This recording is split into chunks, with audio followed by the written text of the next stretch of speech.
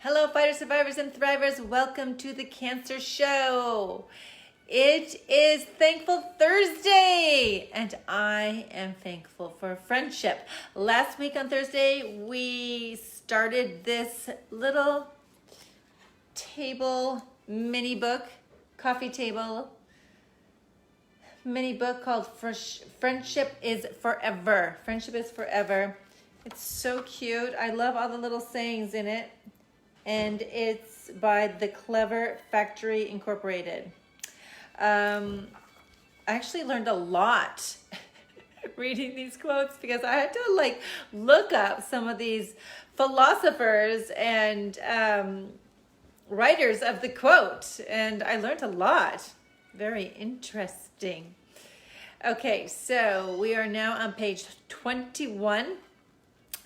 And the quote is, "No distance of place or lapse of time can lessen the friendship of those who are thoroughly persuaded of each other's worth." Robert Southey. So this is the saying, or this is what we say when we haven't seen our friend in a long time. It's like we haven't been apart for any time at all. It was like just like the last time I saw you. And I think that's what they're saying here. Or that what Mr. Southey is saying. No distance of place or lapse of time can lessen the friendship of those who are thoroughly persuaded of each other's worth.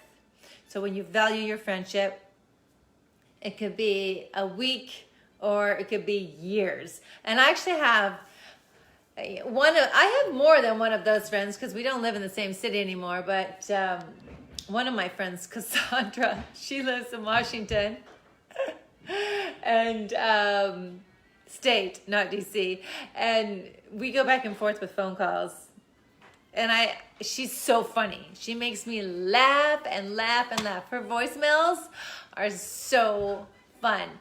Now, we've known each other ever since we were 20 and became best friends.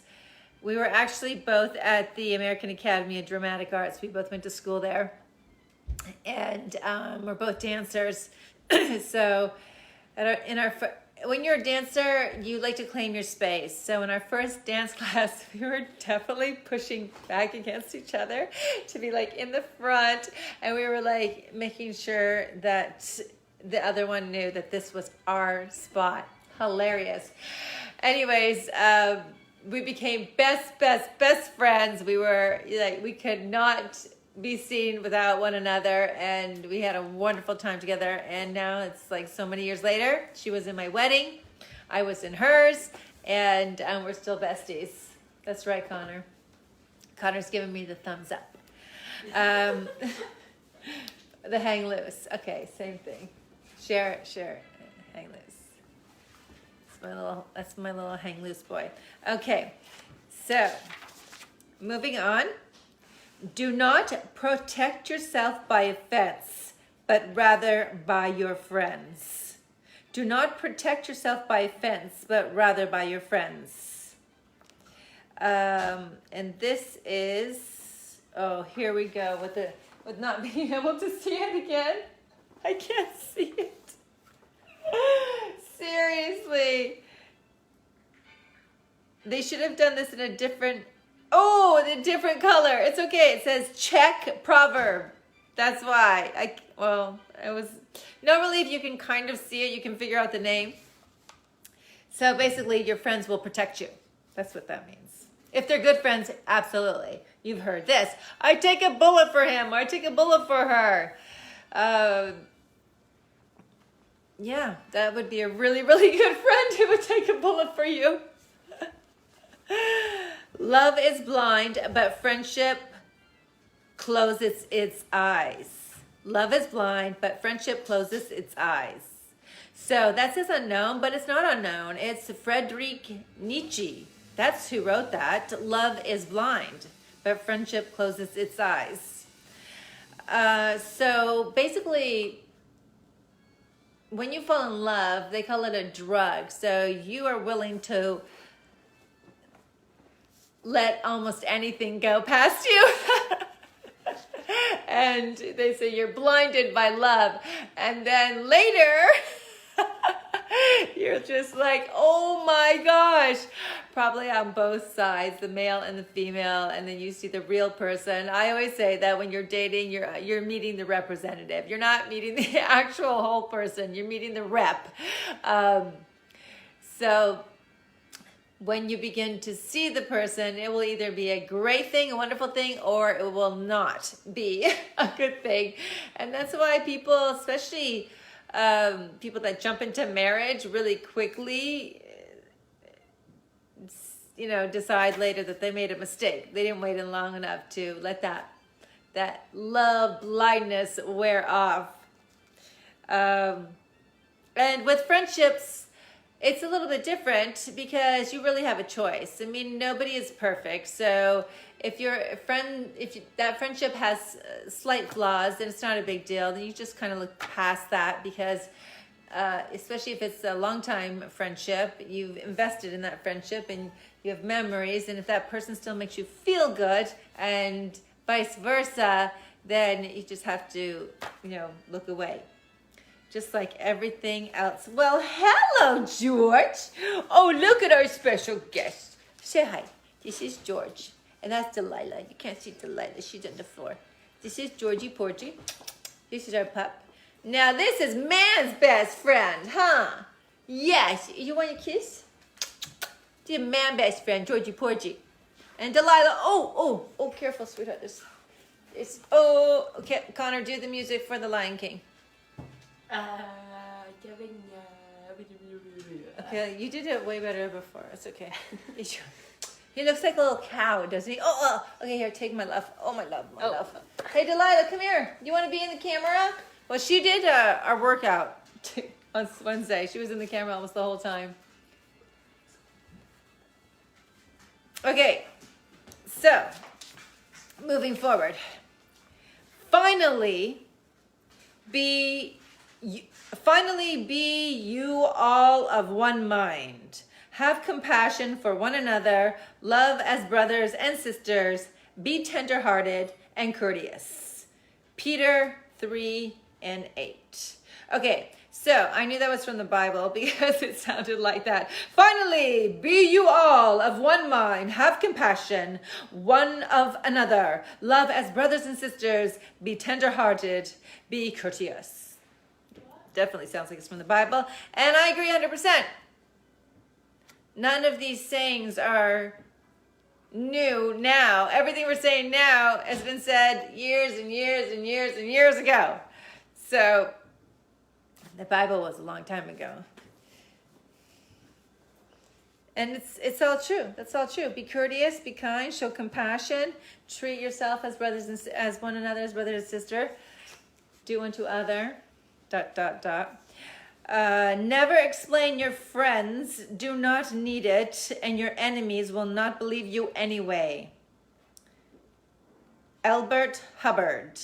Never explain. Your friends do not need it, and your enemies will not believe you anyway. So sometimes when something happens and you're trying to explain to your friends, they're like, it's okay. You need to explain it. I think that's what they mean here. Because they understand whatever it wasn't that big of a deal, or they don't need you to explain it because they're good with it. And your enemies, well, that's their choice. Can't change your enemy's mind. Maybe you can change your enemy's. So what about that? Aha. Okay. This one is unknown. Friendship is love with understanding. Friendship is love with understanding. And love is friendship with understanding. I think you could flip that as well. Unknown. A merry heart does good like a medicine. Proverbs 17:22. A merry heart does good like a medicine.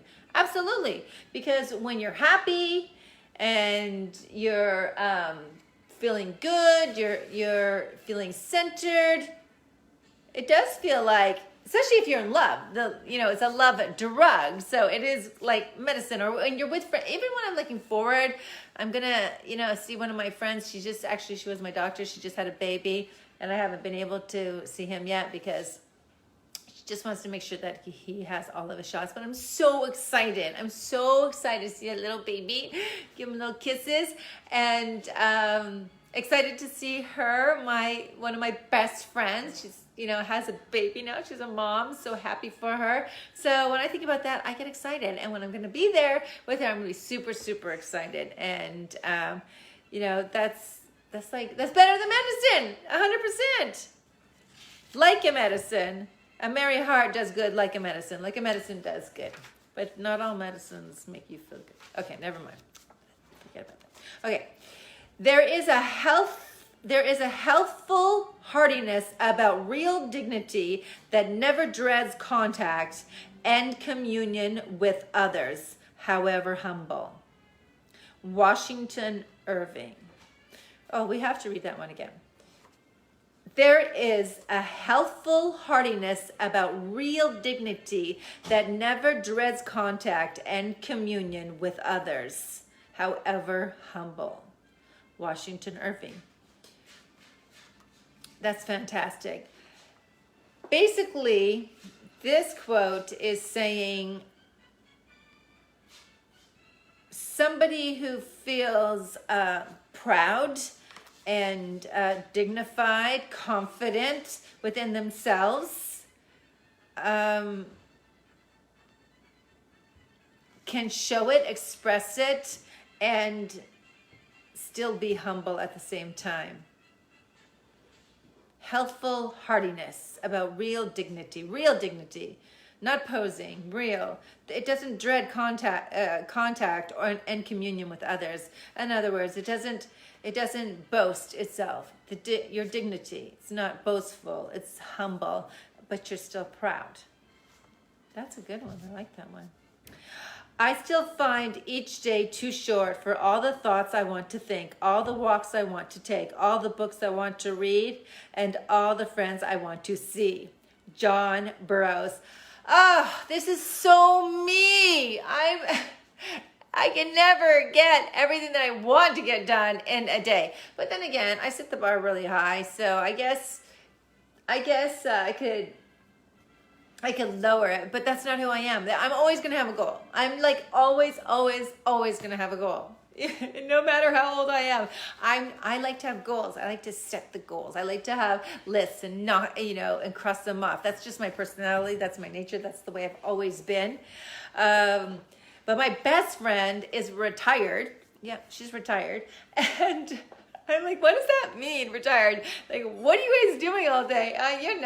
But she's actually very busy because she's super social. So that makes a difference. But even like during our 30s, like her goal was to build relationships and to focus on a wonderful marriage and raising her children and being part of her husband's company, working there.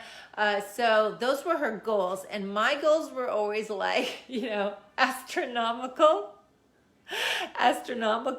goals. So sometimes I would be like, wow, that must be so cool. Let's like to wake up in the morning. Every time I say that, I hear in my mind feeling like P. Diddy. But wake up in the morning and your goals are attainable because my goals are often, it's not that they're not attainable, but they're much more challenging. Okay? Much more challenging. I have simple goals, but I also have big goals, or you could call them dreams, or whatever you like. I like to consider them goals because dreams sound like something that it seems more like not as tangible because it's a dream, but I want to say they're goals. And still today it's the same. So sometimes I tease her, I'm like, I'm so jealous of you because not that you don't have goals, because she has goals, and they're just not the same kind of goals.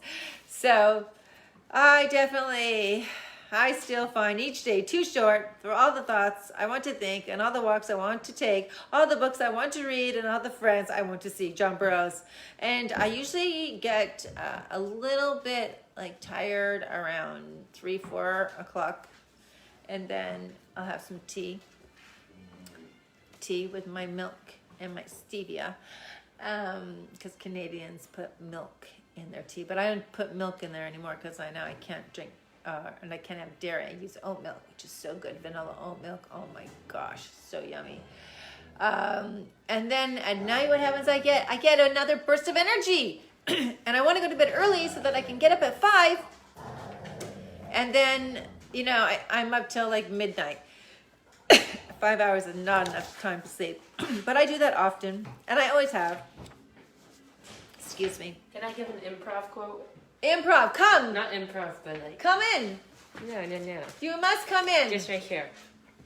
Don't tell me the sky's the limit when there's footprints on the moon. Do that again. Don't tell me the sky's the limit when there's footprints on the moon. Don't tell me the sky's the limit when there's footprints on the moon. Oh, that's so awesome. That's so beautiful. Who wrote that? I don't know.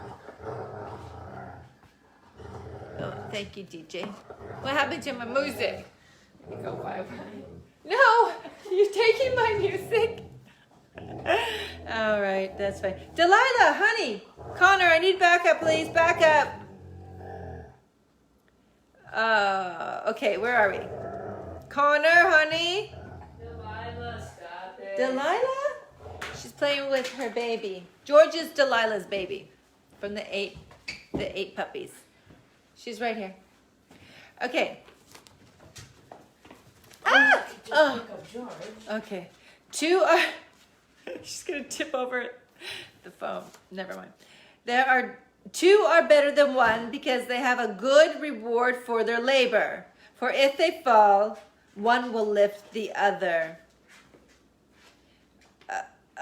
What does it say?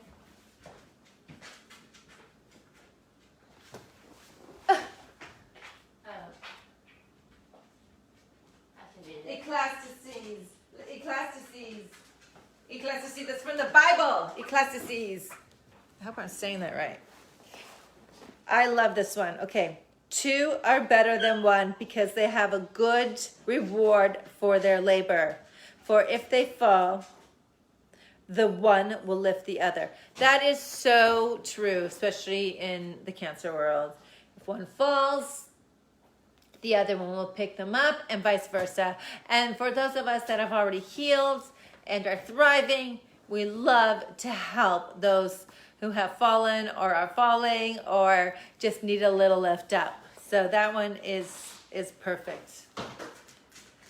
True friendship is a plant of slow growth and must undergo and withstand the shocks of adversity before one can call it by name. George Washington. True friendship is a plant of slow growth and must undergo and withstand the shocks of adversity before one can call it by name. This is true. Have you had those friends that you met and you connected for a while and then something just wasn't right? And I'd have to call that some form of adversity. And then it's not that you're not friends anymore, you're friends, but you're not with that person all the time. You meet somebody, you connect, and then sometimes it doesn't always last. And that's okay. Sometimes, what's that saying? A friend for a reason, a friend for a season, a friend for a lifetime. There's all kinds of friends. My lifetime friends are very, very precious. And I'm so blessed to have a handful of those because it's rare. You don't need more than a handful, or even one, actually. Just one true, solid friend. Friendship, mysterious comment of the soul, sweetener of life, and solder of society. Robert Blair. Friendship, exclamation mark. Mysterious cement of the soul, sweetener of life, and solder of society. So solder as in combining, what is this? Like, not tin or steel, solder is like that metal, the metal that connects things, that bind binds things together. I like that one too.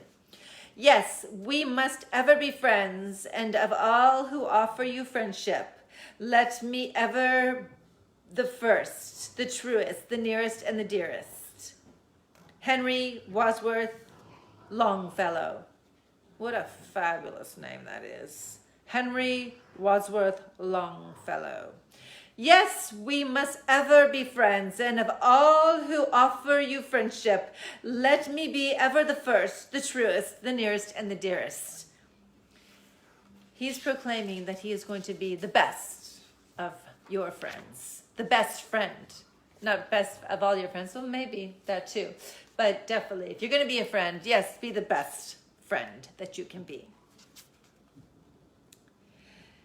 The shift of fortune tests the reliability of friends. Cicero! Woo! They're playing. They're having playtime right now. Hey, guys. Oh, somebody's at the door. It's probably Connor coming back. Yeah. This is a live session, guys. This is what happens. This is the chaos of life, which I love. The shift of fortune tests the reliability of friends. Cicero.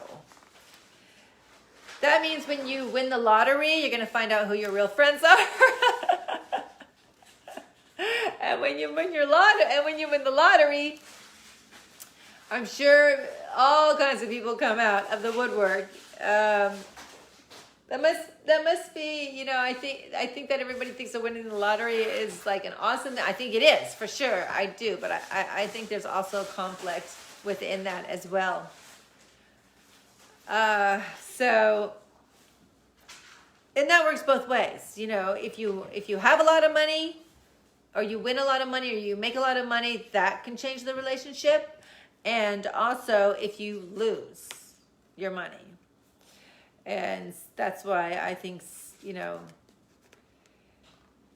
people who have, people that have a certain lifestyle don't really want to lower their lifestyle if their friends can afford it. And, I mean, it can always be worked out. I mean, I don't think that money depends on your friendship, but when with this particular quote, when they're talking about when you do win a lot of money or you make a lot of money, people that get, you know, change, the people that are receiving the money or earning the money, they sometimes change, and people's views towards you may also change. What's the first thing that people usually talk about when somebody passes away is the will, which has caused many, many, many heartaches and family breakups. Super sad over money. You have these wonderful families that are torn apart by money. Is it worth it? I don't think so. So when you win the lottery, or if you know somebody who wins the lottery, or your friend, or somebody who becomes super successful, support them, and vice versa. Don't let money ruin precious relationships. It is not so much our friends' help that helps us as the confident knowledge that they will help us. Epicurus. That's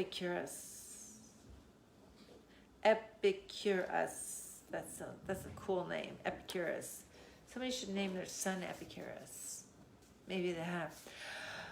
Okay, so I think I looked this one up because I didn't know it. I believe it's a Greek philosopher. Don't quote me on that. It is not so much our friends' help that helps us as the confident knowledge that they will help us. It is not so much our friends' help that help us as the confident knowledge that they will help us. So knowing that your friends have your back, basically that's what that's saying. If instead of a gem or even a flower, we should cast the gift of a loving thought into the heart of a friend, that would be giving as the angels give. George MacDonald. If instead of a gem or even a flower, we should cast the gift of a loving thought into the heart of a friend, that would be giving as the angels give. So things aren't as important as thoughts of love and support and kindness. Instead of a gem or a flower, send them thoughts, send them love, send them support.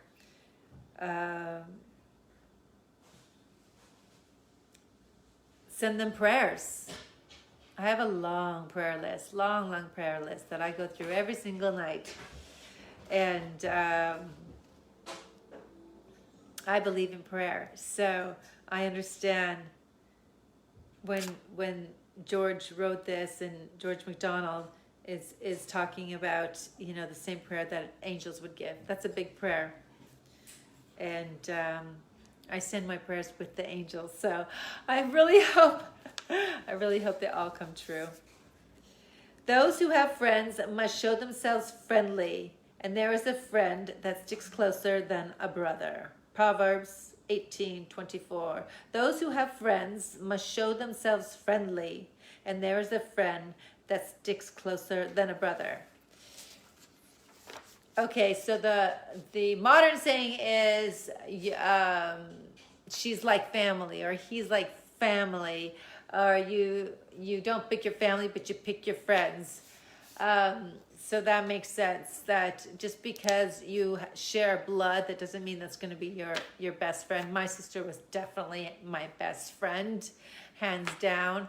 Always was, always will be, even though she has her wings and she's in heaven right now, watching down. Hello, my love. And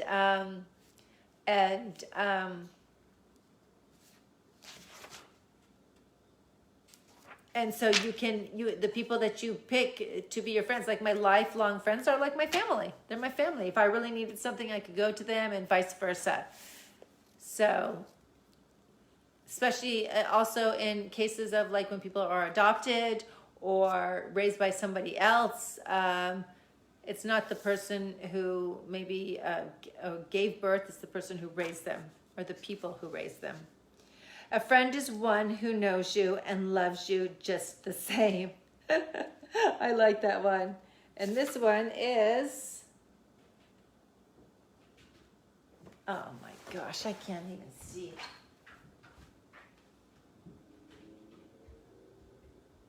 Albert Hubbard. Albert Hubbard. I haven't heard a name like Albert. Albert, not L, but Albert Hubbard. A friend is one who knows you and loves you just the same. So they love you for all your faults. How good it feels, the hand of an old friend. Henry Wadsworth Longfellow. Absolutely. Absolutely, 100%. This is the last one. Your friendship blesses me in our day of joy and laughter, and in times of trouble and sadness. You dive headfirst into my heart. Thank you for being my friend. One more time.